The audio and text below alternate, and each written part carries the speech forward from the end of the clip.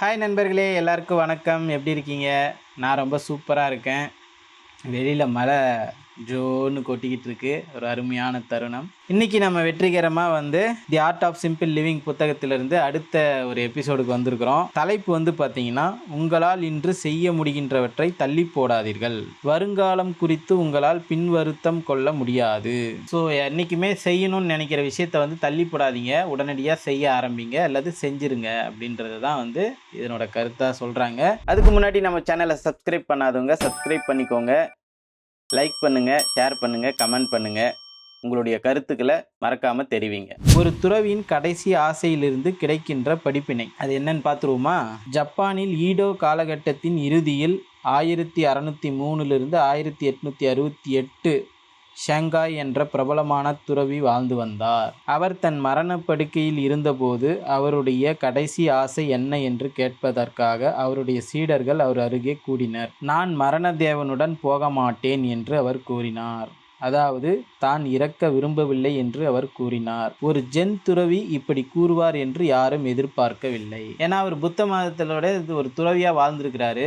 ஆனா அவர் என்ன சொல்றாரு? எனக்கு சாக விருப்பம் இல்லை, மரண தேவனோட நான் போக மாட்டேன் அப்படிங்கிறாரு. இதை கேட்ட சீடர்களுக்கு அதிர்ச்சி. ஒருவேளை அவர் ஏதாவது பேசுறது நமக்கு சரியா கேட்கலையோ, நம்ம தான் தப்பா புரிஞ்சுக்கிட்டோமோன்ட்டு இன்னொரு வாட்டி போய் கேட்குறாங்க.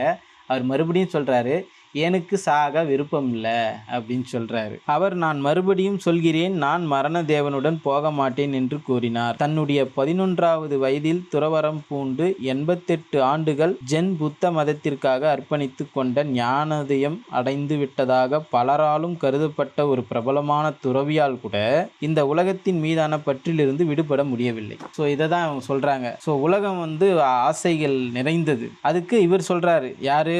நம்ம ஷன்மியோ மசுனோ சொல்றாரு, என்றோ ஒரு நாள் நாம் அனைவரும் இறக்கத்தான் போகிறோம். அது மனிதர்களின் தலைவிதி. இது தெரிந்தும் கூட மரணதேவனை நேருக்கு நேராக சந்திக்கும் போது வாழ்க்கையை நாம் இறுக்கமாக பிடித்து கொள்கிறோம். எல்லாருக்குமே சாகணும்னு ஆசையே இல்லையாம். என்னைக்காவது ஒரு நாள் சாவுன்றது எல்லாருக்குமே தெரியும். பட் ஆனால் யாருக்கும் விருப்பம் இல்லையே, என்ன பண்றதுன்னு கேட்கிறார். வாழ்க்கையை நாம் இறுக்கமாக பிடித்து கொள்கிறோம். நான் என்னுடைய மரணத்தை எதிர்கொள்ளும் போது என் மீதும் பற்றற்றும் என்னுடைய வாழ்க்கை ஒரு சிறந்த வாழ்க்கையாக அமைந்திருந்தது என்று நினைப்புடன் நான் இருக்க விரும்புகிறேன். யாரு? மசுனோ சொல்றாரு. ஷுன்மியோ மசுனோ சொல்றாரு, என் வாழ்க்கை சிறப்பா நான் வாழ்ந்தேன் அப்படின்றத நான் சொல்லுவேன் அப்படின்னு சொல்றாரு. வாழ்க்கை குறித்த நம்முடைய புரிதலுக்கு வலுவூட்டும் விதத்தில் நாம் வாழ வேண்டும் என்று நம்மால் என்னவெல்லாம் சாதிக்க முடியுமோ அவற்றை சாதிக்க நாம் முயற்சி செய்ய வேண்டும் என்றும் வலியுறுத்துகின்ற ஜென் தத்துவத்தின்படி நான் வாழ்வேன் என்று நான் நம்புகிறேன். ஸோ நம்ம என்னவெல்லாம் பண்ணணும்னு நினைக்கிறோமோ அது தயவு செஞ்சு பண்ண ஆரம்பிங்க அப்படின்றதா சொல்றாரு. ஏன்னா காலம் போனதுக்கு அப்புறம் உங்களுக்கு அந்த விரக்தி போவாது. நான் இதெல்லாம் பண்ணணும்னு நினச்சேன், பண்ணவே இல்லையே அப்படின்னு சொல்லிட்டு நீங்கள் நினைக்க வேண்டாம். என்ன பண்ணணும்னு நினைக்கிறீங்களோ அதை தயவு செஞ்சு இப்போதே பண்ண ஆரம்பிங்க அப்படின்னு சொல்கிறாங்க. என்ன நண்பர்களே, இந்த கதை உங்களுக்கு பிடிச்சிருக்குன்னு நினைக்கிறேன். கரண்ட் வேறு போயிடுச்சு, பேட்டரியில் தான் போயிட்டுருக்கு. எப்போ லைட் ஆஃப் ஆகும்னு சொல்ல முடியாது. பிடிச்சிருந்தா லைக் பண்ணுங்கள், ஷேர் பண்ணுங்கள், சப்ஸ்கிரைப் பண்ணிக்கோங்க. அடுத்த வீடியோவில் உங்களை சந்திக்கிறேன். நன்றி, வணக்கம்.